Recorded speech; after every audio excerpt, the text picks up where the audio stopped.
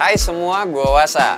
Oke, kali ini mau bikin video iseng aja. Gimana pendapat gue soal Apple event yang kemarin ya. Itu udah lewat sehari sini gue baru bikin. Karena tadinya tuh sebenarnya emang males sih bikin videonya. Karena gimana ya, nggak begitu excitement gue sama Apple yang sekarang itu jujur. Semenjak kepergiannya Om Steve Jobs. Jadi udah beda apa ya, visi sama misinya kelihatannya sih kayak gitu ya. Cuma kalau secara software produknya gue sih suka. Balik lagi, intinya ini bikin video iseng aja, jadi teman-teman juga harusnya bisa nontonnya nyantai. Gue yakin teman-teman juga udah nonton soal si launchingnya Apple ini di Apple-nya sendiri, atau di teman-teman reviewer dalam negeri ataupun luar negeri yang udah bikin duluan. Intinya gue cuma ngutarain pendapat gue aja. Nah, ini ngomongnya mulai dari mana, coba nonton ini bentar dulu ya. Good morning. We're so glad you could join us. Let's get started by talking about Apple Watch. Oke, Apple Watch. Ini juga langsung aja di skip. Buat gue pribadi soal Apple Watch, dari dulu tuh gue nggak suka jam yang bentuknya kotak. Gue nggak pernah banget pakai Apple Watch. Ngikutin di Instagram, ngikutin di YouTube, gue lagi syuting kayak gini-gini. Pernah nggak gue pakai Apple Watch? Hampir nggak pernah. Bahkan bisa gue bilang tuh emang nggak pernah, karena gue nggak suka. Ada Apple Watch SE, ada Apple Watch 8, itu bodo amat gue nggak suka gitu loh. Karena emang baterainya juga nggak kuat sampai 2 hari. Jadi mesti sehari, habis itu besokannya langsung dicas. Nggak suka. Tapi di sini gue suka nih, bukan suka sih, gue lebih penasaran aja sama Apple Watch Ultra.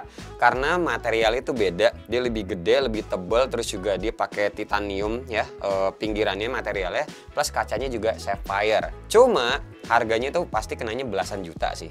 Karena start dari $799 ya, atau $800 itu kalau di convert ke Indonesia itu ya udah nyentuh belasan juta.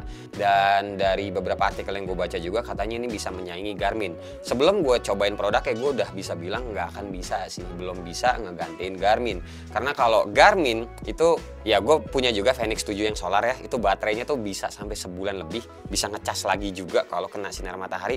Apple Watch Ultra itu enggak sih. Cuma kalau Apple Watch Ultra baterainya tuh emang lebih tahan lama, dan ya dia ada terkoneksi dengan satelit, dengan GPS secara langsung dari handphone, dari jam tangannya ya, emang mirip-mirip sama kayak Garmin. Cuma Garmin tuh biasanya orang adventure yang jarang pulang gitu loh, bisa perginya juga hampir sebulan. Pokoknya suka adventure banget lah, nggak butuh banget dicas-cas.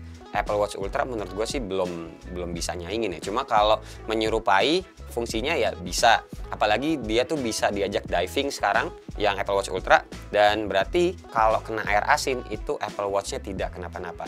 Gue ucapkan, makanya gue lebih penasaran sama yang Apple Watch Ultra gitu. Ya, untuk Apple Watch selesai. Lanjut sekarang ngomongin yang mana dulu nih?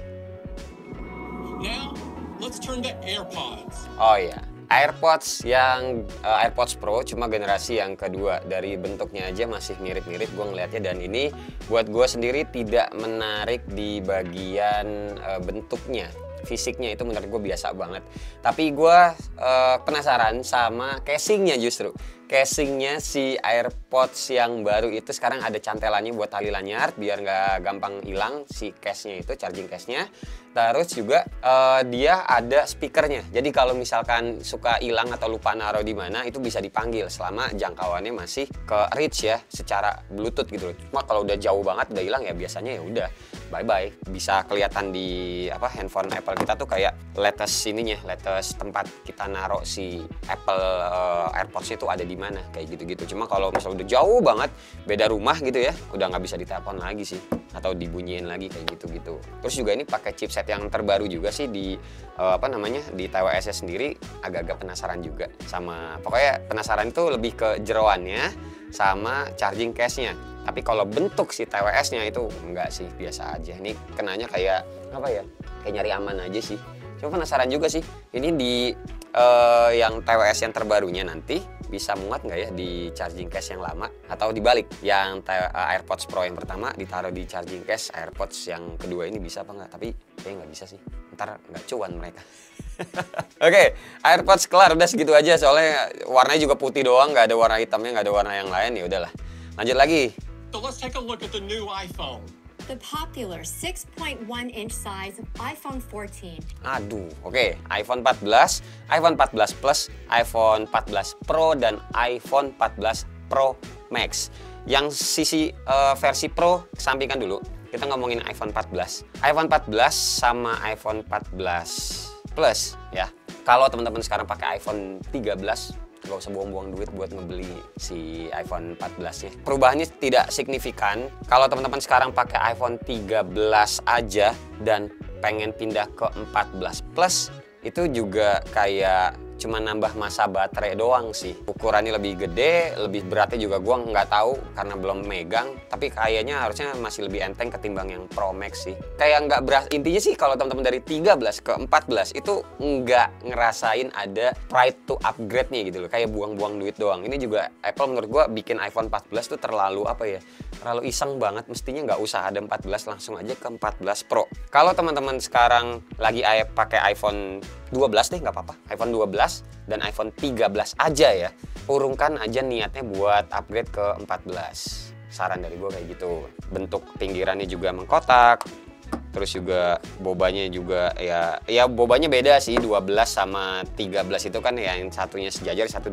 diagonal, ya terserah sih.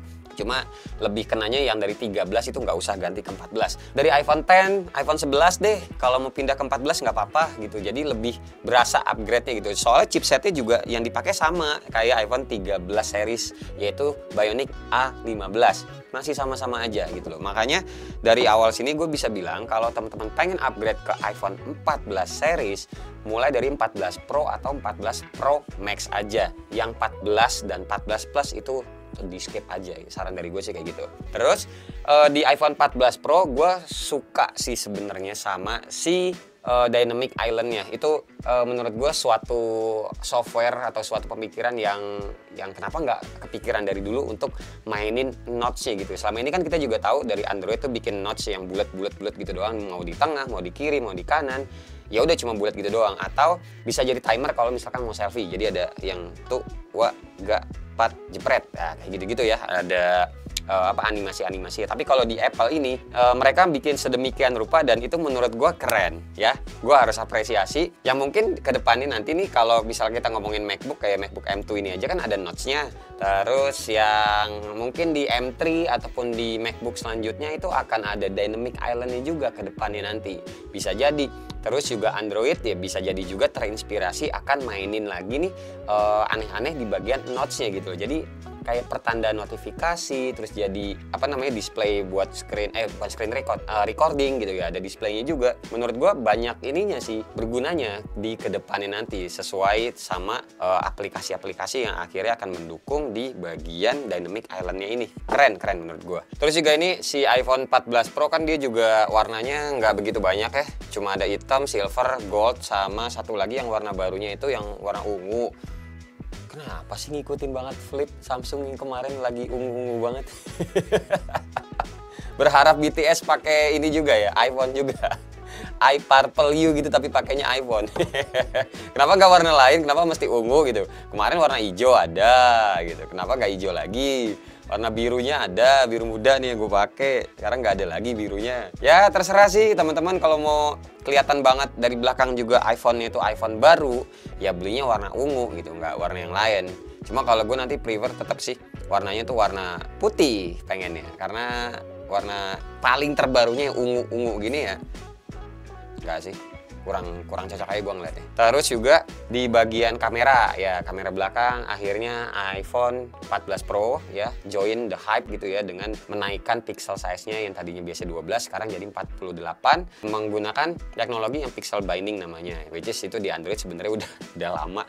Cuma ngelihat hasil yang mereka kasih itu, apalagi yang seri RAW-nya yang mode RAW-nya itu, gue penasaran sih hasilnya itu nanti akan sebagus apa. Intinya kan kayak begitu ya. Cuma kalau ngomongin fisiknya dari dulu aja, dari leak-nya yang gue tahu iPhone 14 tuh katanya tombol powernya akan balik lagi ke bulat-bulat yang dulu gitu, sama kayak iPhone 5 ataupun iPhone 4 zaman dulu. Ternyata sama-sama aja. Tapi sisi baiknya buat gue pribadi kalau ngomongin soal casing ya, karena ini ukuran juga sama, nanti iPhone 13 sama iPhone 14 Pro gitu ya, ya akan mengiritkan dana jajan sih, jadi masih tetap bisa pakai casing yang lama. Intinya begitu. Cuma ya kalau dipakai nelpon nggak kelihatan aja sih, nggak kelihatan kayak iPhone baru, soalnya lebih kelihatannya lagi kan di bagian depan. Soalnya notch-nya berubah menjadi Dynamic Island gitu ya guys. Udah sih pendapat gue kayak gitu aja ya. Oh ya, sama ini satu lagi, kalau teman-teman tahu ada namanya Steve Jobs, itu anaknya Steve Jobs. Kemarin itu dia naruh di Instagram story-nya, entah itu ngeledek atau cuma bercanda doang. Jadi ada gambar meme gitu ya, bapak-bapak pakai kemeja kotak-kotak warna merah. Dia beli kemeja kotak-kotak warna merah baru lagi. Jadi dia sekarang kayak menggunakan iPhone 13 bajunya, dia beli baju baru itu kayak iPhone 14. Jadi ya itu yang gue bilang, tidak ada perubahannya sama sekali gitu loh. Ya sebenarnya banyak juga sih Android yang melakukan hal yang sama, banyak juga gitu.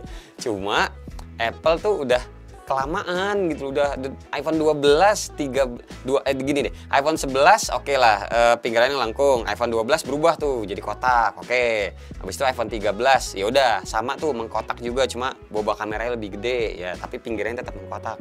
Maksudnya kan udah ada gitu loh, dari 12 mengkotak, 13 mengkotak, 14 ya beda kayak gitu harusnya bentukannya, tapi masih sama-sama aja, dua generasi gitu loh. Dua generasi bentukannya sama tuh kayak apa sih? Nih Steve Jobs atau bapak gue kalau bisa keluar dari liang kubur, gua gitu. Marah kali ya. Sama Tim Cook yang lain. Inovasinya mana? Cuma software aja. Tapi ya software Apple emang gue akuin mateng sih dari dulu-dulu ya. Lebih matang, lebih stabil juga daripada Android punya. Tapi ya wajar lah ya, namanya juga open source ya Android versus closed source si Apple ini. Ya udah paling gitu aja ya video apa ya, bisa dibilang pendapat dari gua soal hajatannya si Apple kemarin dengan berbagai macam produk terbarunya. Nggak semuanya yang bikin gue excited, ya bisa dibilang cuma beberapa doang, beberapa bagian lah. Gue mengutarakan ini emang dari sisi logikanya aja sih, biar teman-teman tuh tahu. Dari sisi reviewer gue juga ada gue salutnya, dan dari sisi konsumen juga gue tahu mana yang gue beli gitu, bukan sekedar pakai gengsi aja gitu. Karena gadget-gadget zaman sekarang, kalau menurut gue, balik lagi di video sebelumnya gue udah bilang iPhone itu gue ngelihatnya udah bukan produk mahal lagi, walaupun harganya emang nggak murah ya, emang mahal. Cuma tetap aja banyak Android yang lebih mahal dengan fisik yang lebih oke, kayak si Z Fold kayak gini, lebih mewah aja kelihatannya gitu ketimbang Apple gitu ya guys. Yaudah paling segini aja video gua kali ini. Coba tulis di kolom komentar di bawah teman-teman tuh pendapatnya kayak gimana, biar kita juga bisa sharing-sharing ya, karena kan namanya pendapat pasti beda-beda gitu. Makasih buat teman-teman yang udah nonton dari awal sampai akhir, dan seperti biasa nggak usah di like, nggak usah di share, dan nggak usah juga di subscribe channel ini kalau tidak bermanfaat. Tapi kalau bermanfaat silakan share juga dong teman-teman, siapa tahu nambah pahala. Sampai ketemu di video selanjutnya. Bye bye. Cheers.